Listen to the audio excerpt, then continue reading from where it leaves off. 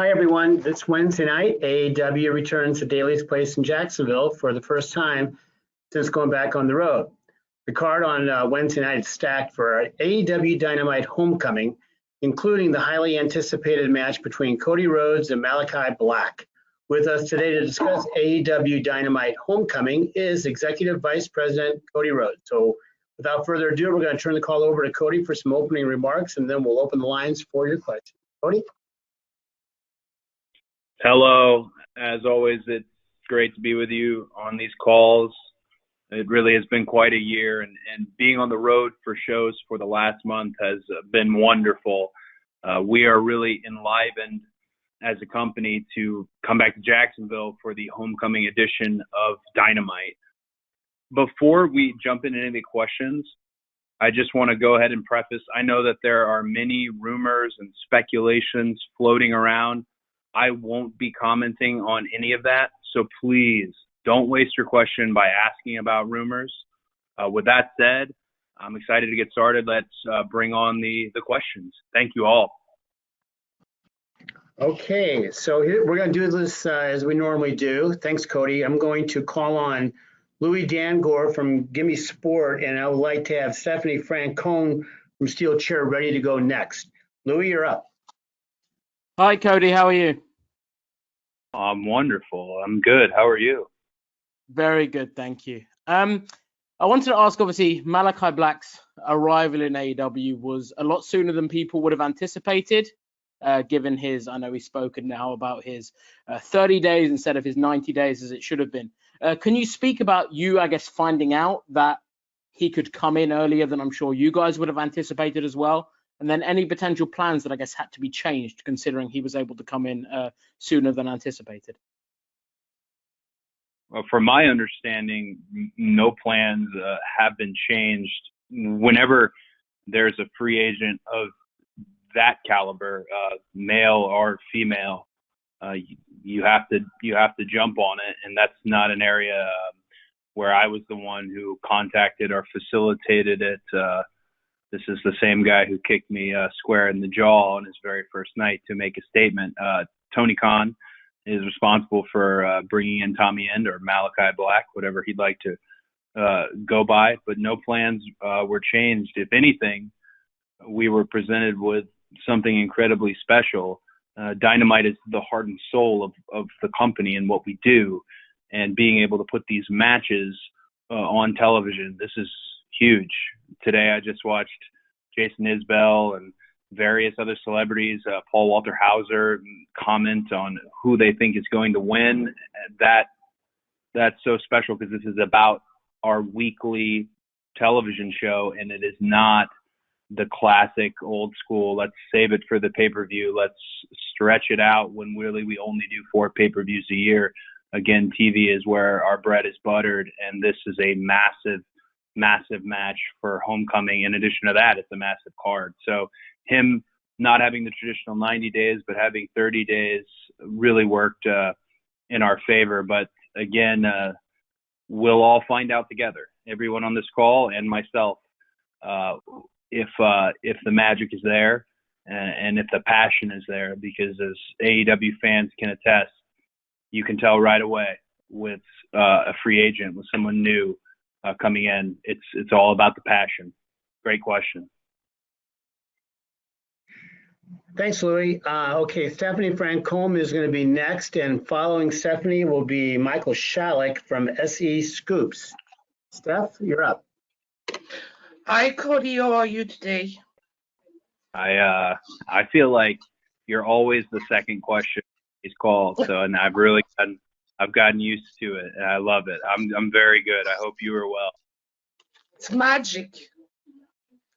It's all magic. I don't know, but thank you for this call once again. It's always a pleasure to talk to you. And Malakai Black recently, he mentioned the fact that Jake the Snake Roberts, who was also on the AEW roster, was a big influence for him when it comes to promos and the promo work and also the attitude.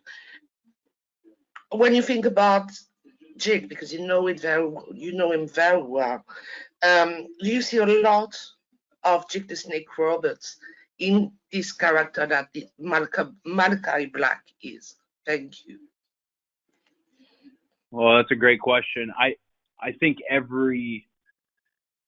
don't want to really say heel or babyface in this setting, but everyone who has that layer of kind of mysteriousness to them, every wrestler, they do have a little bit of Jake Roberts in them, and they're probably actively trying to have more because he was so good at translating a story and also presented himself so differently from the other wrestlers of his time.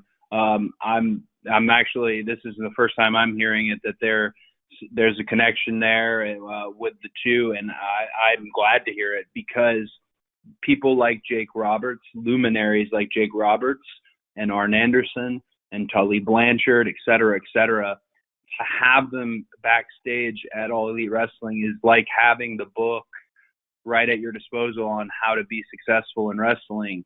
And you'd be surprised at how many of us young yahoos argue back and forth on how we should do things when they're sitting right there. Guys who have made, no hyperbole with the statement, millions of dollars, and they're contributing now. Jim Ross is another example. These luminaries, these legends, jumped on board to come to a startup wrestling company that 3 years ago nobody was fully thinking would become what it has become today, as we really settle into this golden age of wrestling on television. So that's good to hear that Jake is inspiring to talent still, and he will continue to do so. I'd personally like to thank Jake because I teach a developmental class, or I don't know if we can say developmental class, but I teach a group of young wrestlers often before call time at television, and Jake has been there with me for every one of those classes. And if I'm being totally honest, he's a far better teacher and far more qualified than I am, and he's been incredibly helpful with young people, people like Brock Anderson, people like Lee Johnson, who's wrestling Miro for the TNT Championship. I'm rooting for Lee for the most coveted title in wrestling at Dynamite's homecoming tomorrow. So yeah, big shout out and props to Jake. Thanks, Cody, and thanks, Steph. Michael Shalik from SE Scoops is next, and on the on-deck circle is Stephanie Chase from Digital Sky. Excuse me.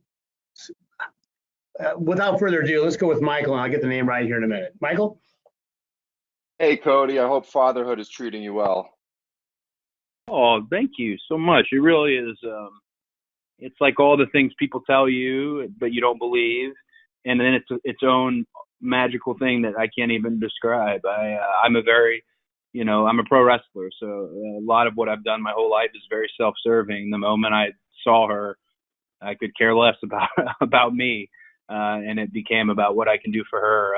And that's just so special. She's 9 pounds and 5 ounces now, and she's growing and making squeaky noises, and just is the most beautiful thing on earth. She looks exactly like her mother. That's great. I'm a new father myself, so I can relate. Yay!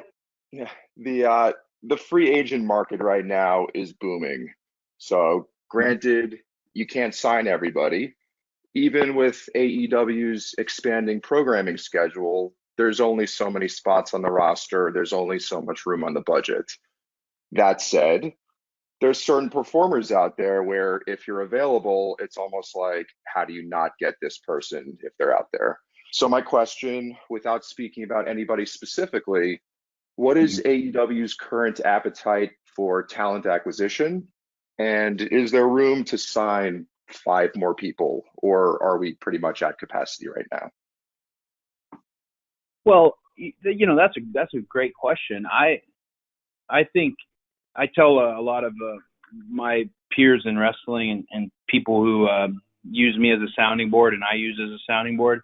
I always tell them you can't wish away good talent, especially when you get in a groove as a talent yourself. And it's not unlike the world that Tony comes from already, the world of the NFL and football in the UK. If there's a free agent out there that can move the needle and be something significant for us, I personally, I'm not saying this from the company perspective, personally, I think you have to go after them. And does that change the landscape of the show and the roster? For sure. But that is one of the areas where, as much as things can get personal, it is business. And no one is immune from that. We're doing wonderful. We have added Rampage coming up on the schedule, of course, that I'm so excited about. I am getting ready to go into a season of the second season of Go Big Show. Road to the Top will be attached to Dynamite. I mean, there's a lot of AEW programming. So room has opened up, but to your point, it's not incredibly that much more room. I don't know the specifics of 5 or 6 or 7 or 3 or whatever. I don't know the number, but if you're asking me, the executive vice president of the company, one of the executive vice presidents, I say the more the merrier. And I also would say it's very fulfilling for me personally as a wrestler, and I hope the Bucks and Kenny feel this way as well. It's very fulfilling to know that 3 years ago, not a lot of people believed in the revolution. The fans believed in it, and that's why it existed. But not a lot of people believed in it, and they weren't comfortable, perhaps, with it. And we set this table, and now new people can eat. And Tony, of course, is at the head of all of that. But that, to me, I have no bitterness in my heart over that. That makes me feel wonderful about a legacy in the professional wrestling industry. The table's been set. New talent can eat. Young talent can eat. And that's great, because I grew up with the wrestling business being the backbone of my family. To be able to leave it better than I found it certainly means a lot. A lot of room to grow, though. A lot of room to grow. Great question. Thanks, Michael. Okay, Stephanie Chase from Digital Spy is next, and following Stephanie will be Chris Mueller from Bleacher Report. So, Steph, you're up. Hi, Cody. Thanks for taking the time to talk to me today. Well, thank you for taking the time to listen to me very much. Thank you. With AEW back on the road now, I was wondering, we saw the show last week. You announced a show for Chicago that's only just a few weeks away. How much has AEW got an idea of their live touring schedule for the rest of the year, all being well with the pandemic? And how close are we to a show in the UK, which people over here want so much, and shows in the West Coast as well, and Canada? How much of that have you guys plotted out, or at least as much as you can with what's going on? Well, domestically, Raphael and Chris Harrington, the EVPs, and Tony Khan, we do have a good layout of where we'd like to go. We also had a lot of shows that would be makeup shows that have now been scheduled and locked in because of the global pandemic and everything that happened to all of us. So we've got a great calendar strung out ahead of us in terms of it's fairly well mapped out. I don't want to give a false number on that, but there's a full touring schedule from East Coast to the West Coast. When it comes to the United Kingdom, I feel like I eat my words on this, but it wasn't my fault that the global pandemic happened. But the United Kingdom is a massive part of what we do. It's massive. They are some of the best wrestling fans on the planet. I had always envisioned that match with Anthony Ogogo was meant to happen in the United Kingdom. I just would revel in that whole fun patriotic battle. But a lot of that is gonna fall on what happens with the variant itself, with vaccinations and with health and safety, because we need the fans to be healthy and we need the crew to be healthy. We're able to make changes, as we've seen in the past year, being a company that really led the way in how to do television during a pandemic. So I can't say that it's for sure going to happen, But I can say if you run a wrestling company and you don't intend on going to the UK, then I don't think you really run a wrestling company. So it's in our minds. It's just not on a schedule just yet. But we owe it to the United Kingdom, our partners at ITV, and I hope it's something we can accomplish. Thanks, Stephanie and Cody. Okay, Chris Mueller, you're up next from Bleacher Report, and following Chris will be Jim Barcelone from the Miami Herald. Chris? Hey, Cody. So I wanted to get your opinion on last week's main event with Nick Gage. Just what was your opinion of the match in general? And as an EVP, what's your overall opinion on deathmatch wrestling, and does it have a place in mainstream pro wrestling? Great question. I think the match was as advertised. Chris Jericho, or that night, the Painmaker, and Nick Gage were very clear about a death match and what you were going to get. It went on in the second hour, and it was indeed as advertised. I, before AEW was a thing, had considered doing a death match with Matt. I feel like I'm going to butcher his last name, but Tremont. I had really heavily considered it, and I never pulled the trigger on that. But that was indeed a death match, and I think the answer to your question about does it have a place in television, well, we were the #1 show on cable, and that is a huge honor. 3 weeks in a row, that's a huge honor and a responsibility to our fan base. During the Olympics, we're the #1 show on cable. So yes, I think it does have a place. I don't think it's something you will see often. That's just my opinion as asked for. I don't think it's something you'll see often. And I think it's important that you balance your show out with, sure, there was this death match between the Painmaker and Nick Gage, an unbelievable match. But also there are wrestlers on our roster who try to present a little bit more of a family aspect to what they do, a little bit more clean cut. There are wrestlers that are a little bit more geared towards children in terms of building a younger fan base. And that's really what makes this wonderful buffet of wrestling. So yeah, I do think there's a place for it. I don't think it's something you'll see often on our product, but there's definitely a place for it. And kudos to those guys for putting themselves through that and having a great main event. Thanks, Chris. Jim Barcelone from the Miami Herald is next, and then after that, I'm going to take a question from the write-ins. So, Jim, go ahead. Thank you, Cody. Hey, you mentioned Rampage a little earlier, and I'm curious because AEW Dark and AEW Dark Elevation, two really good shows on AEW YouTube, the presentation of those are different, and there are things that are different about those two shows.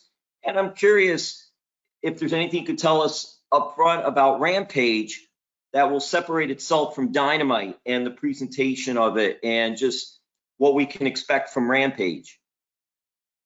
Yeah, that's a great question. With Rampage, we're going to have a bunch of news hopefully coming in the following week. But I can say just a few things about the show itself. One, I think you'll see with the show that it's more centered around the fight itself, the match itself, being that it's a 1 hour program. I think you'll see a little bit more fight forward focus. In addition to that, Mark Henry will be joining the booth on commentary. And I think that's a really fun perspective. I've known Mark for quite some time. I'm very proud of this. I was able to start a community outreach department at All Elite Wrestling, and Mark Henry was one of the first people that I had to have on that team. He would have started his own department if he could, because of his contacts in this world, his ambassadorship all around with various outlets as we go from market to market to do good. I'm very proud. I know it's not exactly on the crosshairs of your question, but I'm very proud of the community outreach group. Thunder Rosa is incredibly helpful. We did wonderful stuff with Salvation Army. Tomorrow we've reached our goal for Wounded Warriors, and many of them will be in attendance at homecoming. Hats off to the captain, Sean Dean. I wanted a bit more responsibility in the company, and this department is an area where I'm really going to sink my teeth in, because I truly believe in, however famous or however you want to put it that you are, your sphere of influence and your ability to positively affect the towns you go to is a wonderful, wonderful thing that you can do for really no cost. So I'm very excited about community outreach, and I'm excited about Rampage, to hear Mark on commentary and to see a show that, to your point, having these different identities with Elevation, with Dark, with Dynamite, it will have its own. I kind of want to break a spoiler, but you know what? What the hell? Every now and then I get in a little trouble. I think, so maybe it's not a spoiler, I think the canvas with the logo in the center, which is one of my favorite things ever, is returning for Rampage. I think. So y'all can all tweet me endlessly if I was wrong about that. But that's as much of a spoiler as I can give you on Rampage. More news coming this week. I'm very excited about it. Thanks, Jim. Okay, I'm going to take a question here from our online submissions from Darren Paltowitz from the Hype magazine. Cody, when Darren had the pleasure of speaking to you about 3 years ago, and he asked you about your original to-do list, and at the time you said that to-do list was pretty much completed.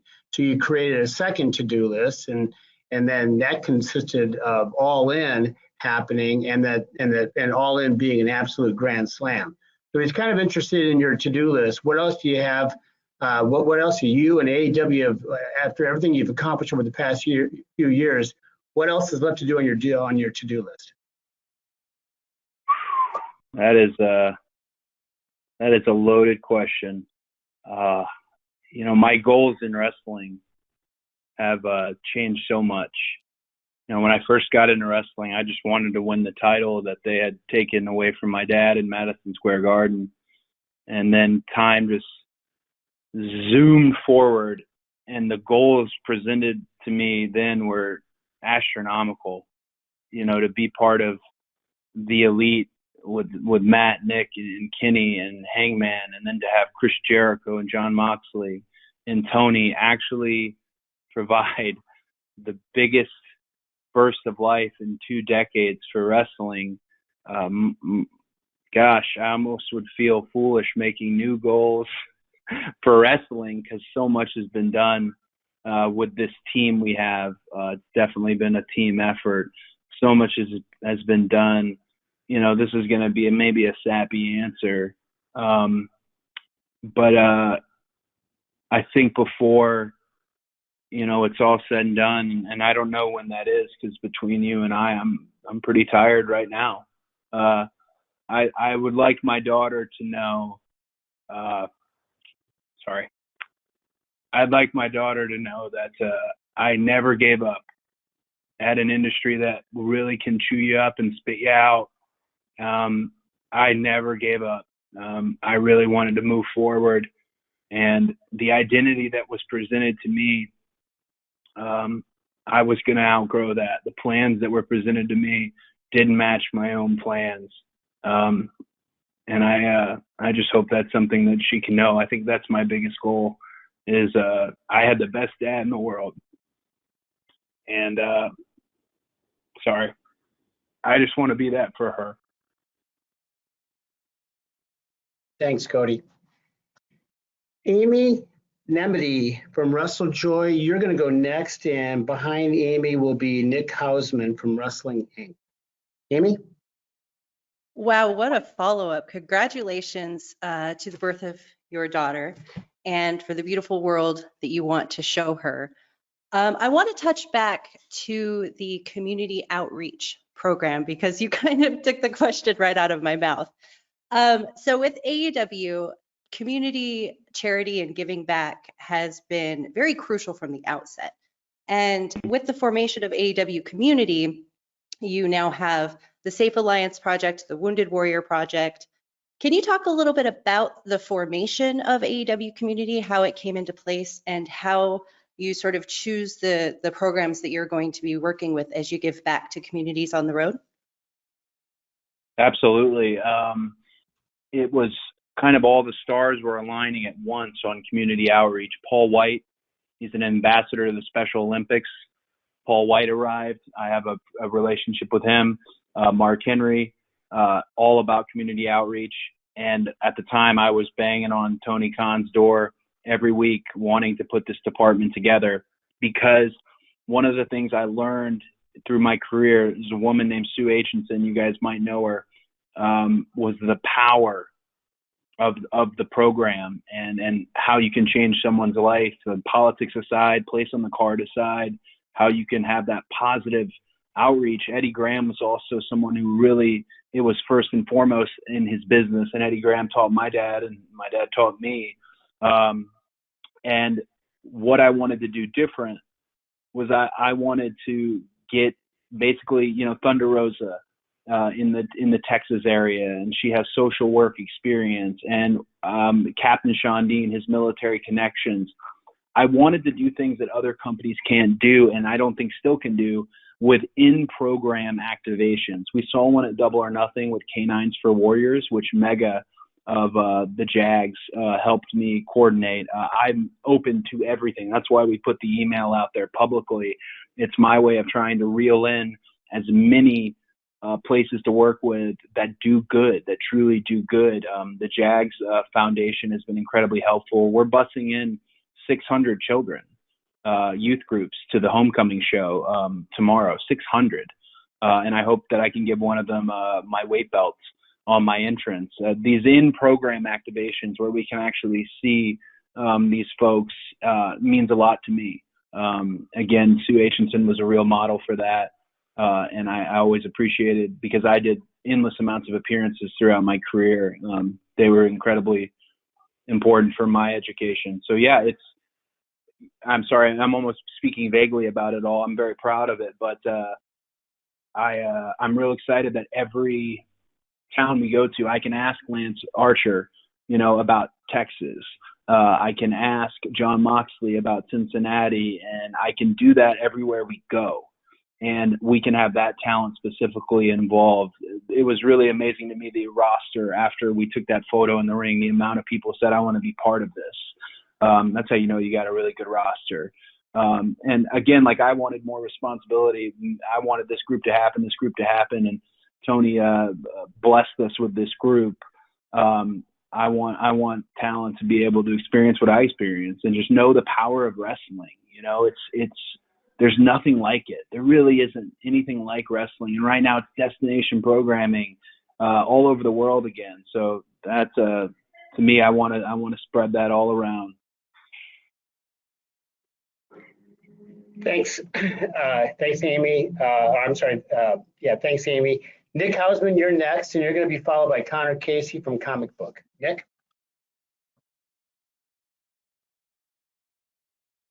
Cody, can you hear me? I can hear you loud and. Okay, wonderful. Hi, Cody. Thank you so much for taking the time. No, thank you.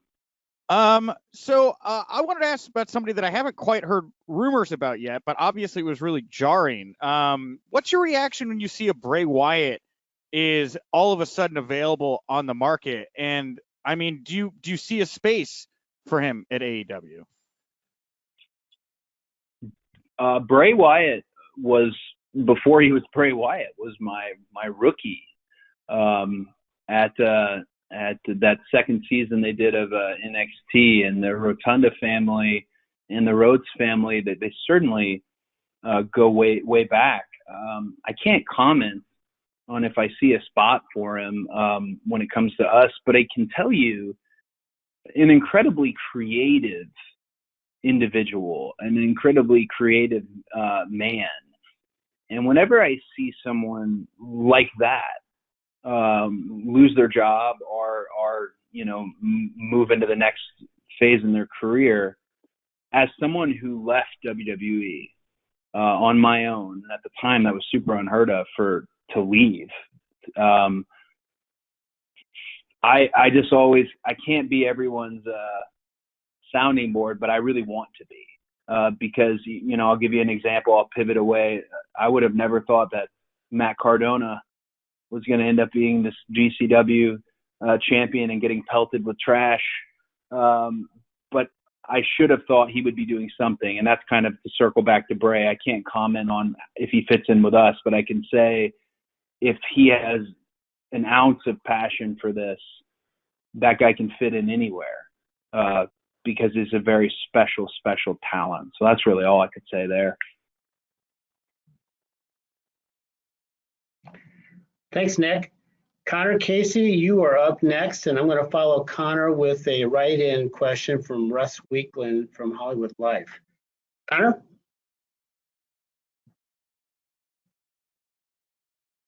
Oh, there we go. Hey, Cody, thanks for doing this today. Wanted to ask about the United Center. You guys sold out Rampage really quickly. Is that going to be a consistent location for you guys when it comes to Dynamite, Rampage, and the pay-per-views? Or is All Out going to still consistently be held at the Now Arena going forward? That's a great question. I know for Tony Khan, it was a childhood dream to run the United Center and to sell it out instantly. I think we can call it an instant sellout. Gosh, which makes me, that's just wild to say out loud. With that in mind, I don't really think it's about the United Center, Now Arena, or even Wintrust Arena that was such a loud and rambunctious crowd for Revolution. I think Chicago itself will always be a destination for All Elite Wrestling. Chicago is a really unique wrestling town, and it's a wonderful city. People like to travel there. For me, I don't think I've ever worked in the United Center. I don't think I've ever wrestled in the United Center. I really don't. I can't wait to see the vibe there because obviously my heart probably personally sits with the Now Arena because there's a plaque on the side of the building with my face on it from when we were able to do All In. You can't go wrong. Wrestling in Chicago, so that will be the destination for AEW. Chicago's always going to be part of our footprint. It's also really exciting to see young wrestlers. We have such a young roster. Look at Top Flight. Look at those kids. For them to be able to wrestle in a city like that, on an event like that, really just it's eye-opening and educational as a wrestler. So I don't have a favorite building, my friend. I'm excited about the United Center. And the fact that we could fill it instantly, that really emboldens our fans. Really, it begets the question, what's next? Where is next? Thanks both. Okay, here's my a write-in question from Russ Weekland from Hollywood Life. And then following Russ will be Izzy from the Hot Tag with Izzy. First from Russ.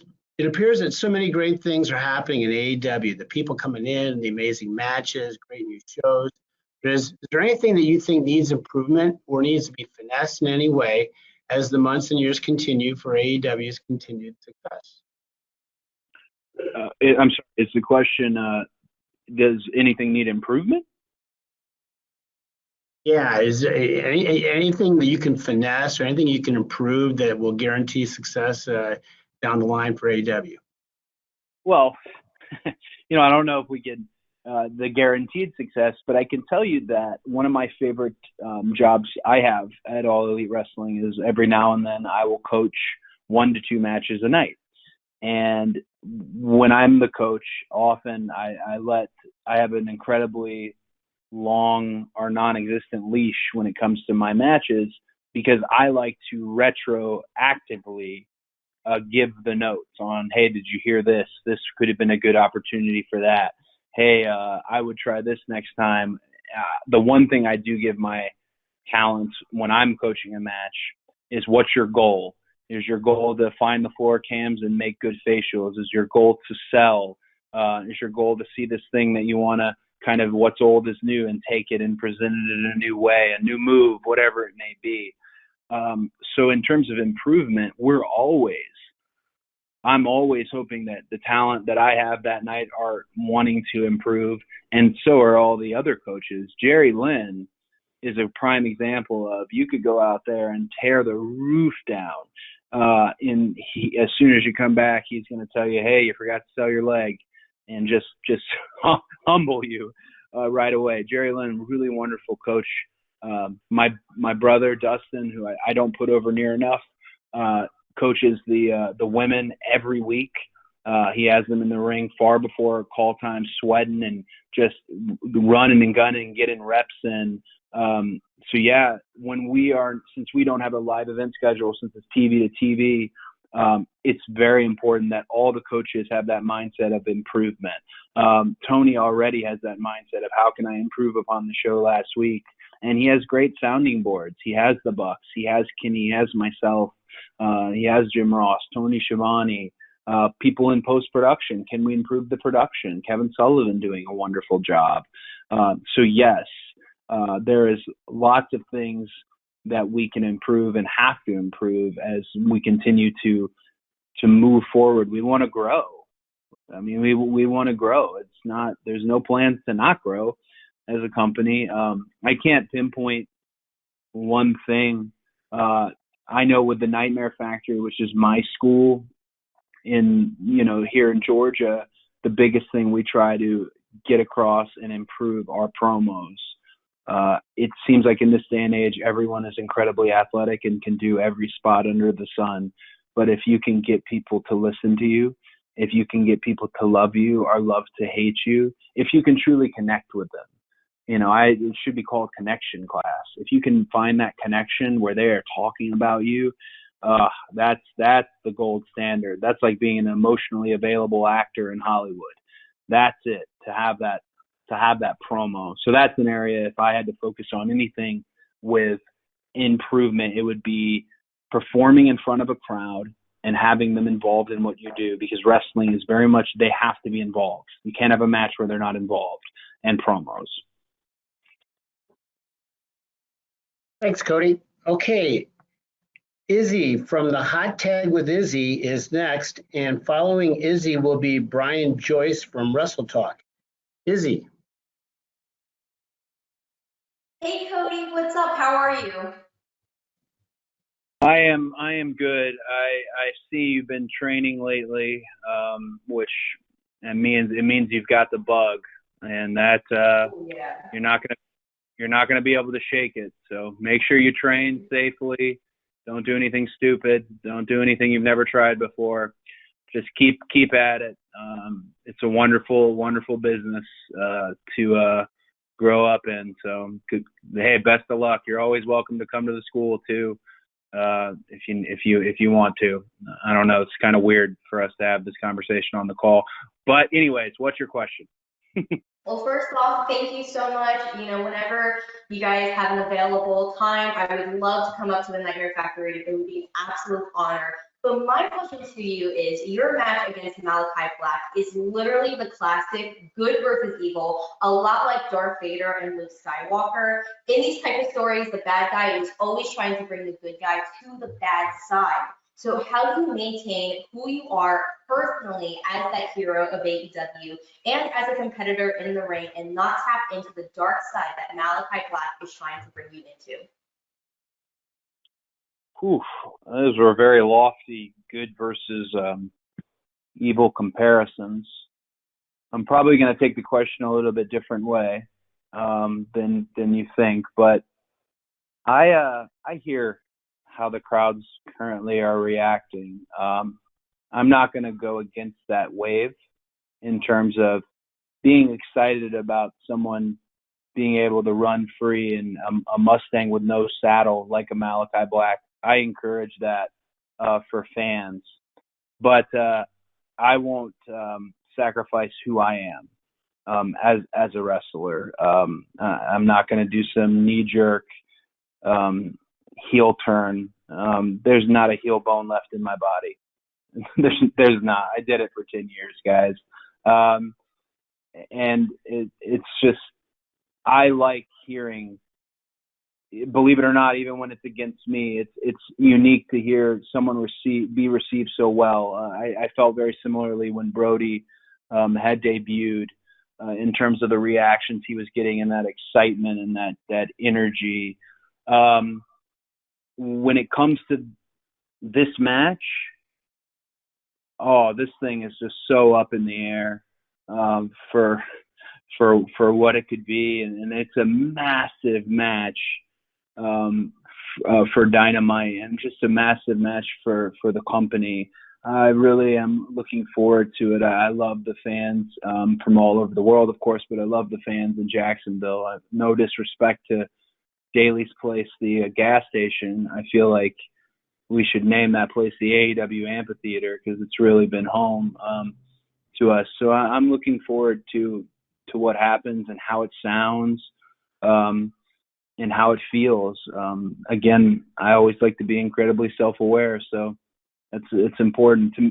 Tomorrow's, I don't know if you guys can tell on this call, tomorrow's a really big day for the company and for me, and I honestly, I'm looking forward to the match. You mentioned Darth Vader and Luke Skywalker, and there's a lot of fans who thought Luke was a whiny farm boy and thought Darth Vader was the coolest thing on earth. I'm a Luke guy. Hopefully there's some Luke guys in the crowd, and I'm sure there'll be some Darth Vader people in the crowd. That's great. You pay your money to sit in the seats. You can do whatever you want to do. And I've had some really wonderful advice from an extremely polarizing babyface in our industry that has kind of helped me through this current time. And without divulging too much of that, one of the best things was I have to stay true to who I am. I really do. And that I look forward to doing. Thanks, Izzy. Next is Brian Joyce from Wrestle Talk, and Brian will be followed by Sean Ross Sapp from Fightful. Brian?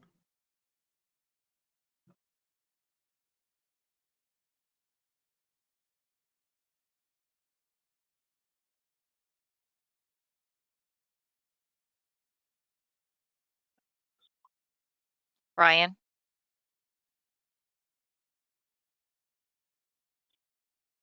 Okay, we seem to be having an issue with Brian's audio. Can we try Sean Ross Sapp from Fightful, and maybe we'll try Brian next? Is that doable? Yep, Hey, Sean, Cody. you're on. Hey, Cody, thanks for taking the time. You guys have had such massive success in the Chicago market as well as others. And when you see these sellouts over the course of a few minutes, that has to lead you all to think that you could probably sell out 30, 40,000 seat venues. Has there been discussion about that? And where do you stand on that? Is that a possibility for 2022? Well, the idea of a stadium show, earlier in the call, someone asked me about future goals. I think that would be a really big goal for me. And it would, of course, I hope be a goal for AEW. I'm just speaking from my behalf, to run an actual stadium show, which to a degree we're doing with Arthur Ashe, which is unreal. The tickets on Arthur Ashe in such a great building. There's not a bad seat in the house. So yeah, we're at the point now where, well, could we, and what would we put on, and what would we call it, and all those things. I think it's something, I can't say it's formally been discussed, but we're all thinking it. I know of a few places that I always thought would be great for a stadium show that haven't been touched on. Again, this is just me. I am declaring, this is just me saying it, but Miller Park is a really unique venue that sits somewhere between a massive stadium show and a little bit more of an intimate vibe. That would be something I'm interested in, but again, I can't speak for the whole company as far as where we're looking and what we have laid out in terms of those things. But yeah, it would be wonderful, really would be wonderful to do a stadium show, which we are doing with Arthur Ashe, but to do another large one, because those become destinations. All the shows that happen, the independent shows that join up with it, the cons that become part of it. It almost feels like a natural extension of the original All In, which was such a Woodstock for wrestling, would be a big stadium show. No plans currently, but definitely that's a personal goal for me. I think that'd be wonderful to really show, my gosh, these crazy wrestlers are right about this revolution and the fans like it. Thanks very much. Let's try Brian Joyce again from Wrestle Talk. Brian, you there?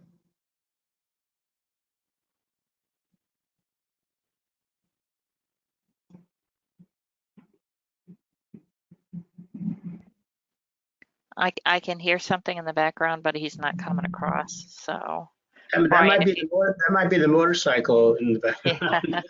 yeah. Yeah.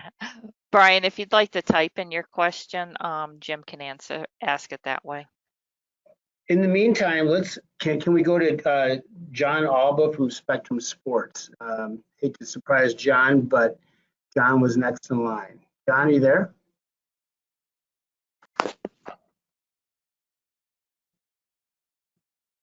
I'm always ready to roll, guys. I appreciate that.